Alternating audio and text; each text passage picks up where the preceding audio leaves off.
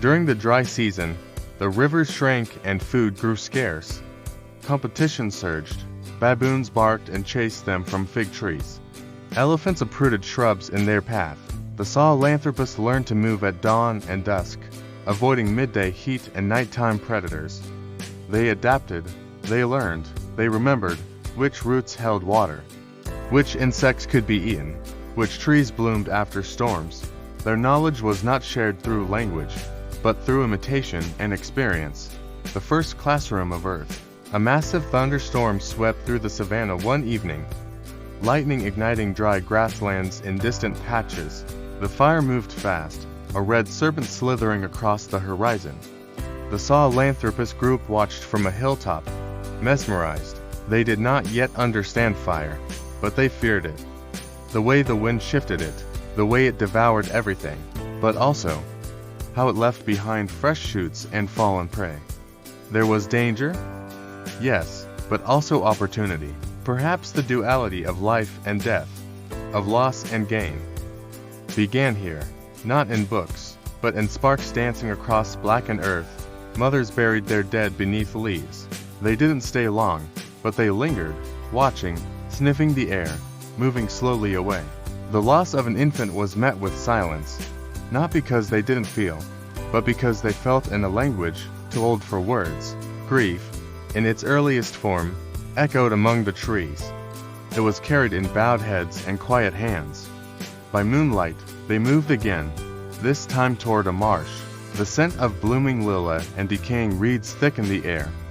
Frogs called, birds settled in for the night. The Sahelanthropus drank quickly, careful of crocodiles. A pair of glowing eyes watched from the reeds. A hyena, curious, but they had learned to throw. Not with precision, but with enough force to startle. A female picked up a rock and hurled it. The hyena flinched. The group held their ground. Another moment marked in the slow crawl toward humanity. Their faces did not resemble ours. The skulls were flatter, the brow ridge pronounced, the jaw heavy and built for crushing. But in their eyes was something disturbingly familiar, the flicker of choice. Not just reaction, not just reflex, but decision. And in that flicker, we see the first flickering image of ourselves. Seasons passed, generations came and went, mostly forgotten by time, except for fragments, a tooth here, a piece of cranium there, discovered millions of years later, buried beneath layers of dust and stone. Those bones tell us little about their dreams, if they had them, but they speak volumes about movement, environment, endurance. Evolution carved them slowly, meticulously. Bipedal posture began to stabilize. Hands grew more dexterous. The spine curved subtly. These were not leaps, but ripples, not revolutions, but whispers of change.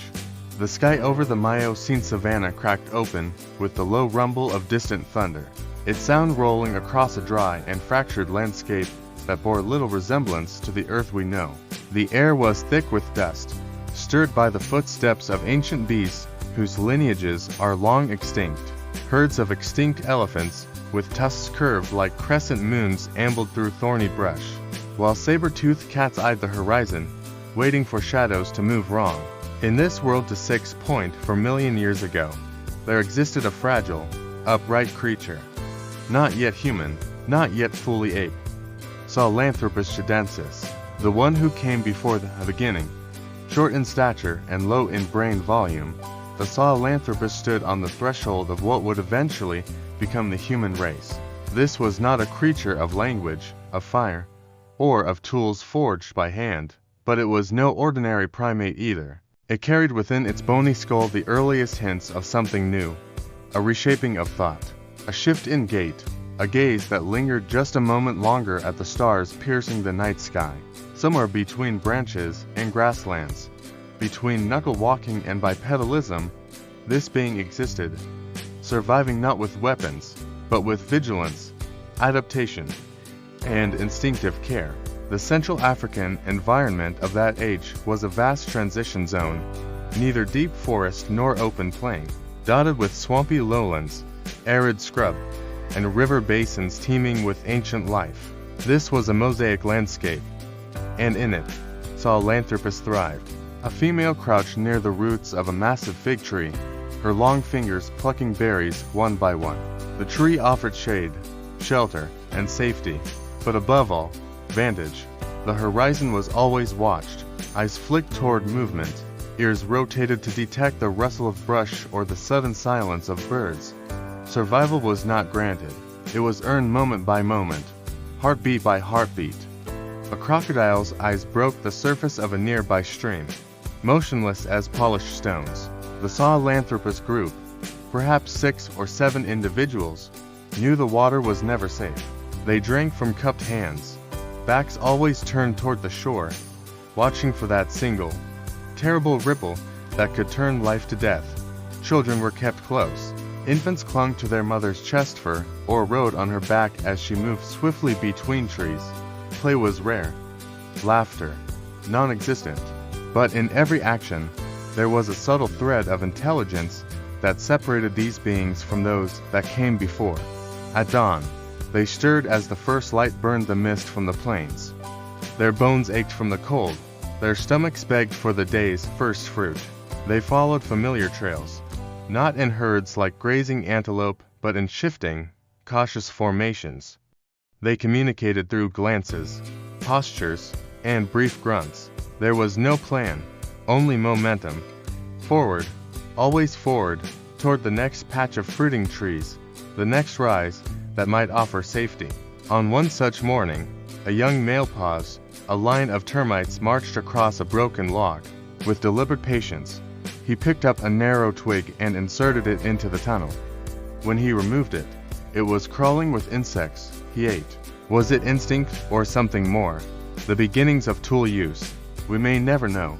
But in that moment, something ancient stirred. Not in his stomach, but in the architecture of his mind. There were no names here, no myths, no memory passed through generations. Each life began in struggle and ended in silence, often unmarked and unremembered. But in their movements and choices, Sahelanthropus etched a slow and invisible line forward, one that would one day become a path. The group moved northward across a field of tall, dry grasses. The wind carried the scent of predator, a big cat, unseen, tracked from behind. The eldest female stiffened, her posture rising straight. She clicked her teeth twice, a warning. The others scattered into the bush, scrambling up low trees, vanishing like ghosts. The cat watched, muscles coiled, but did not follow. They were easier meals. That evening, as the sun ignited the sky in molten reds and deep golds, the group huddled in a circle beneath the twisting arms of a baobab. A baby cried softly. The mother rocked back and forth, pressing her lips to the infant's scalp in what could only be described as comfort. It wasn't love as we define it. It was older than that, deeper, more elemental. The urge to protect, to nurture, to endure. Perhaps, in that soft moment, the real genesis of humanity began. Life was perilously short. A twisted ankle meant certain death. Infection from a thorn, or the bite of an insect, could spread quickly. There were no cures, no healers. Yet there was observation. When one of their own limped from a fall, others slowed their pace. They waited. Not always, but sometimes. This was not mere chance. This was the shadow of empathy, dim but present, hovering at the edge of their world like the moon rising in a cloudless night. One group vanished. Drought, disease, predation. Another found a freshwater spring and flourished, at least for a time. There was no destiny, only chance, pressure, and survival.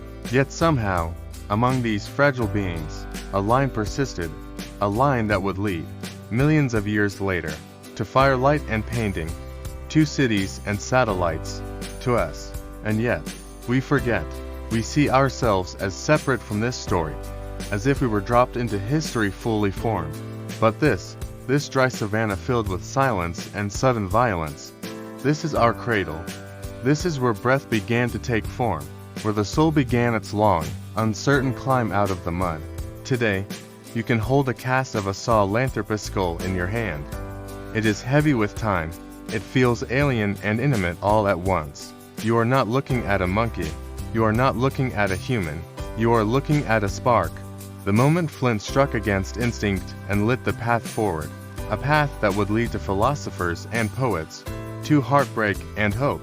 In the stillness of ancient Africa, 6.4 million years ago, under a sky without pollution, without cities, without even names for stars, a creature stood onto legs and looked outward. Perhaps it did not understand what it saw, but it saw. And that, more than anything, changed everything.